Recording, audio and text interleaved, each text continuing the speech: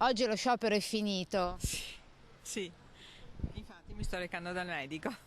Sono 3.150 i medici di medicina generale operanti in Veneto. Un medico di base che lavora come singolo e ha 1.300 assistiti, sommando stipendio e quota ENPAM pagata dalle ULSS, guadagna più di 95.000 euro, che diventano più di 120.300 euro se il dottore opera in una medicina di gruppo. Stipendio che aumenta con l'aumentare del numero degli assistiti, così secondo contratto collettivo nazionale. Ho avuto bisogno di un pronto soccorso di un altro ospedale che è abbastanza desolante.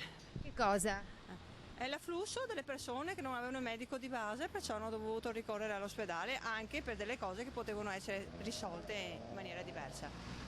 Quante ore d'attesa ieri al pronto soccorso? Veloce perché avevo un'urgenza.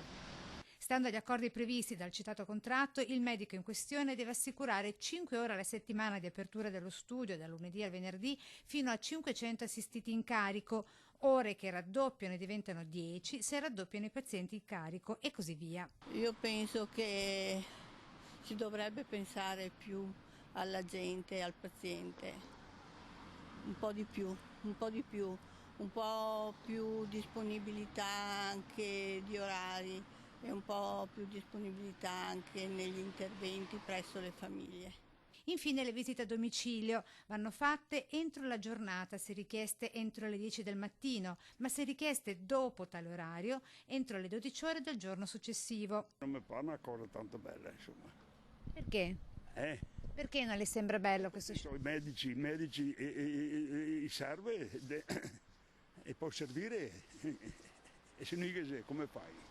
E sul prossimo sciopero già in calendario, ecco cosa pensa questo utente.